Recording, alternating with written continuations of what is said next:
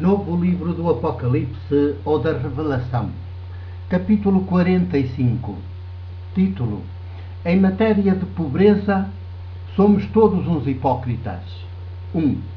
Hoje, 19 de janeiro de 2008, pelas 16 horas, vou estar no Café Sociedade, na cidade de Penafiel, a debater com outros convidados, elas e eles, a pobreza. A iniciativa decorre no âmbito do Fórum Social Mundial, neste caso local, mas em articulação com o Mundial.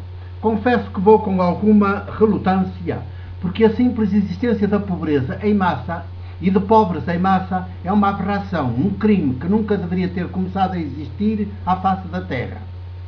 Mas que não só começou a existir, como ainda se mantém, propositadamente, e é alimentado todos os dias por grandes inteligências de mentes e cientificamente organizadas, para que atinja cada vez mais pessoas e povos. Inclusive, alimenta-se até com debates como este, em que vou também participar a convite dos promotores da iniciativa. Daí a minha relutância, porque quando mais parecemos erguer-nos contra a pobreza, ainda estamos a contribuir para que ela se mantenha. 2. Em matéria de pobreza e de pretenso combate à pobreza, somos todos uns hipócritas. Vivemos a fazer de conta, desde logo porque não são os pobres as vítimas da pobreza que organizam o Fórum Social Mundial, nem sequer nas suas dimensões locais como esta aqui em curso. São minorias não pobres, não quer dizer que sejam ricas, mas são não pobres e mais ou menos escolarizadas que estão na origem desta e de outras iniciativas do género. Os pobres, as vítimas da pobreza, não aparecem, tampouco são convidados. Cheiram demasiado mal, são demasiado incómodos e conspirativos para poderem entrar e estar nestes lugares reservados a eleitos preocupados com eles e com a pobreza que os exclui e mata lentamente, sadicamente. Nem sequer entre a plateia que se desloca para assistir e participar nas diversas ações que iniciativas como esta sempre conseguem pôr em marcha. Os pobres, as vítimas da pobreza, nunca estão aí. 3. No último Fórum Social Mundial, em Nairobi, África, ainda estiveram por alguns momentos numa tarde. Não como protagonistas, obviamente. Alguma vez os não pobres acham que os pobres são capazes de alguma coisa? Mas apenas como objeto da curiosidade disfarçada de solidariedade dos participantes no fórum e de todo o mundo, quando os promotores da iniciativa decidiram ir de visita como quem vai a um jardim zoológico a um dos bairros de favela mais miseráveis e mais numerosos em habitantes por metro quadrado nos subúrbios daquela cidade. 4. Alguns dos participantes mais sensíveis até vomitaram, perante tamanha miséria, tamanha degradação, tamanho desprezo, tamanha humilhação, tamanho crime, tamanho genocídio cometido 24 horas sobre 24 horas. Outros menos sensíveis, mas mais intelectuais cerebrais, indignaram-se perante o que lhes foi dado ver e escreveram, dissertaram sobre aquela situação espelho do nosso mundo global. Sofreram pesadelos durante algumas noites e até durante alguns dias. Aqueles rostos da pobreza e da degradação não lhes saíam de diante dos olhos. 5. Mas depressa tudo se apagou, tudo voltou à normalidade, depois que escreveram toda a sua indignação em jornais e revistas e se insurgiram com veemência contra tamanha indignidade e tamanha inumanidade. Os textos que produziram e as conferências que disseram sobre aquela situação e sobre a pobreza em geral bastou para lhes trazer o sossego de volta e o sono tranquilo sem mais pesadelos. Entretanto, o enorme bairro favela de Nairobi continua lá em carne viva. O genocídio ao vivo e continuado que ele é, continua lá. Os pobres aos milhões, crianças, jovens, mulheres, homens de meia-idade e outros precocemente velhos, que a fome mata, senhoras, senhores, que a pobreza mata, senhoras, senhores. E esses continuam lá, ignorados, esquecidos, cada vez em maior número e cada vez mais pobres, cada vez mais degradados. 6. Somos assim, de uma maneira geral, os não pobres e mais escolarizados ou mesmo semi-analfabetos. Uns hipócritas. Vejam que até dos pobres e da pobreza de que de todos eles são vítimas, nós, os não pobres, os mais escolarizados, tiramos proveito pessoal e corporativo. Fica bem, é de bom tom, dá prestígio promover iniciativas como o Fórum Social Mundial e participar nelas e debitar discursos durante elas. Somos por momentos individualidades, locais ou regionais porventura, mas individualidades. e fica a impressão perante a sociedade e os nossos próprios olhos de que somos militantes de causas, no caso, que estamos empenhados na erradicação da pobreza. É tudo mentira. 7. Estamos simplesmente a autopromover-nos e a dar nas vistas, a ter alguns dos nossos cobiçados 15 minutos de fama de que tanto necessitamos para subirmos do conceito dos que nos rodeiam, na sociedade em que nos situamos, na organização partidária ou eclesiástica em que estamos inscritos e onde deste modo podemos fazer carreira com mais facilidade. 8. Perdoem-me esta rudeza, mas é isto que sucede porque somos não pobres e o que mais queremos lá no fundo do nosso inconsciente é que este nosso estatuto de não pobres se mantenha estável e, se possível, até suba e nós acabemos ainda menos não pobres, por isso um pouco mais ricos, com novas possibilidades e novos amigos, não entre os pobres, mas entre os mais ricos do que nós. 9. Parece que queremos mudar, transformar o mundo, acabar com a pobreza, mas só parece. O que efetivamente mais conseguimos, e é se formos intelectuais lúcidos e honestos, porque há por aí uma espécie de intelectuais dementes corruptos que se vendem como prostitutos ao grande dinheiro e ao grande poder, ao serviço dos quais põem o melhor dos seus saberes e das suas capacidades num prolongamento do gesto de Judas, o traidor dos evangelhos canónicos do Novo Testamento, ou do gesto de Caim que mata o irmão Abel, os dois personagens do conhecido mito bíblico de Gênesis, é não transformar o mundo, mas apenas explicá-lo.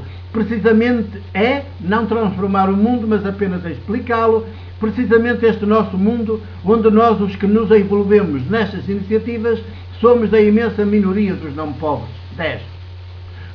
No máximo conseguimos explicar teoricamente porque há pobres e pobreza no mundo.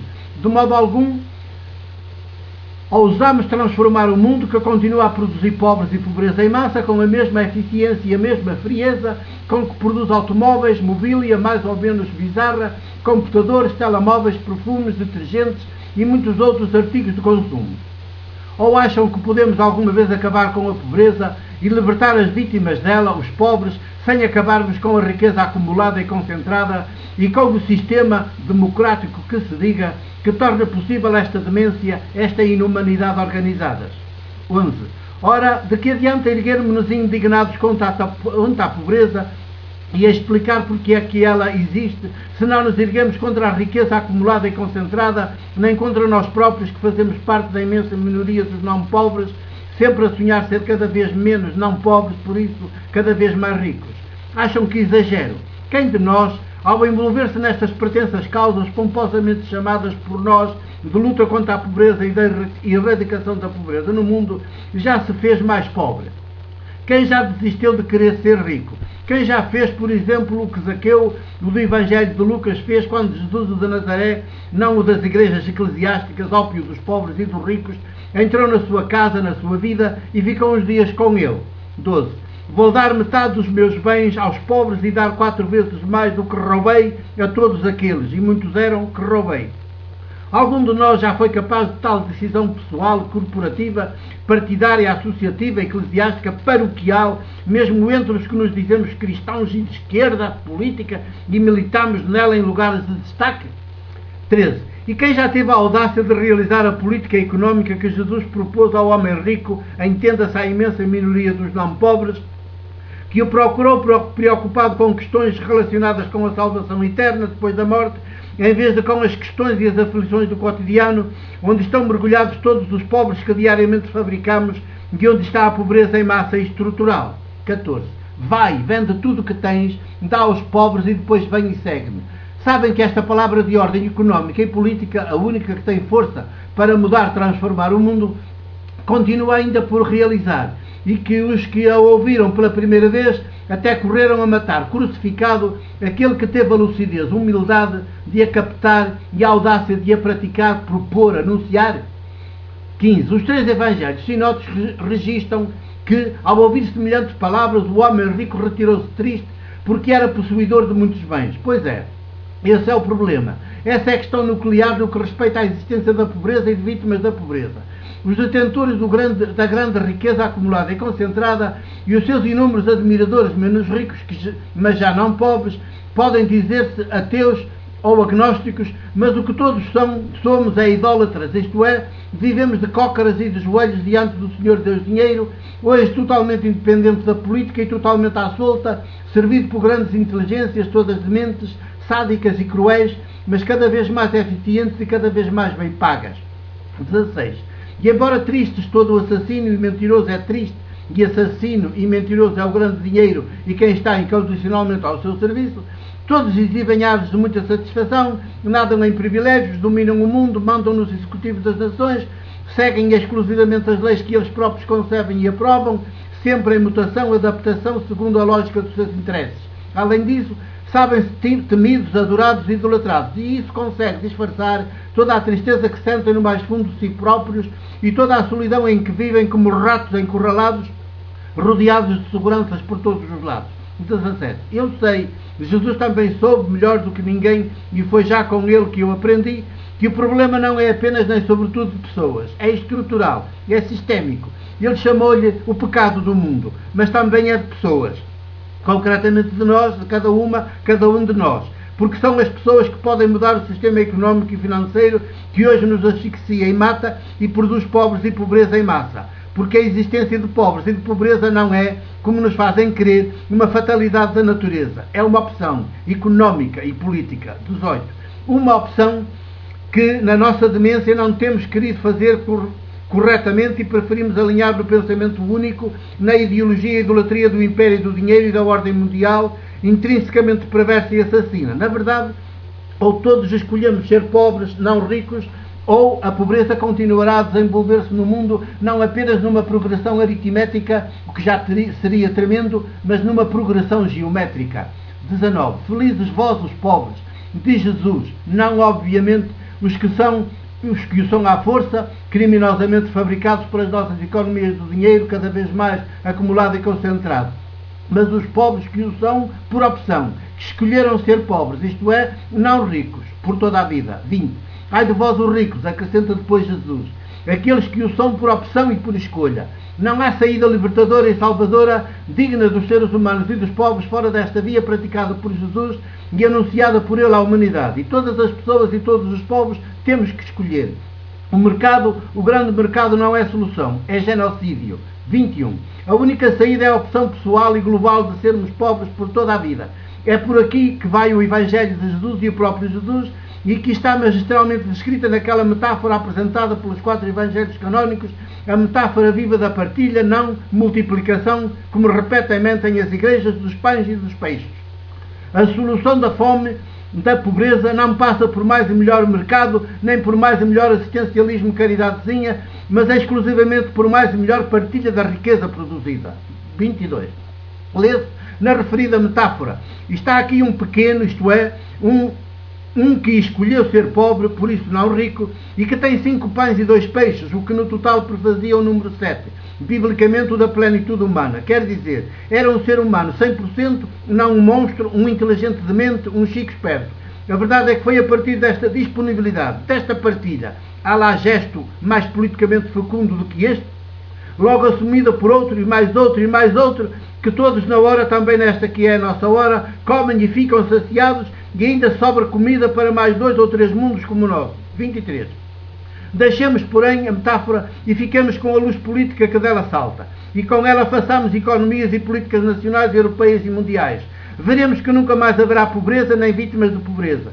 Porque também nunca mais haverá riqueza acumulada e concentrada, muito menos o grande dinheiro que hoje anda por aí à solta numa obscenidade sem nome. Consequentemente, também não haverá mais ricos e pobres. Haverá seres humanos simplesmente, e povos todos diferentes, todos iguais, todos irmãos e irmãs. 24. Utopia, sem dúvida, mas que ou nós a tomamos tornamos topia, isto é, realidade histórica mundial, ou ficamos sem futuro. A escolha é nossa, e nem que seja tomada já hoje, sabem que mesmo assim peca por demasiado tardia. Mais um pouco de tempo nesta selvageria global que é hoje o império do grande dinheiro, e o processo evolutivo em marcha na história para nos tornarmos seres humanos deixará de poder prosseguir. Em vez de seres humanos plenamente acabados como Jesus, o paradigma de todos os seres humanos, acabaremos reduzidos a coisas. 25. Está nas nossas mãos escolher. Se formos como o homem rico dos evangelhos sinóticos e escolhemos o grande dinheiro e ficaremos coisas, Ousemos por isso ser como aquele pequeno não rico que partiu os 5 pães e os 2 peixes que possuía. Seremos plenamente humanos, alegres, sororais, fraternos, felizes, sem pobres no meio de nós e sem pobreza. O meu abraço.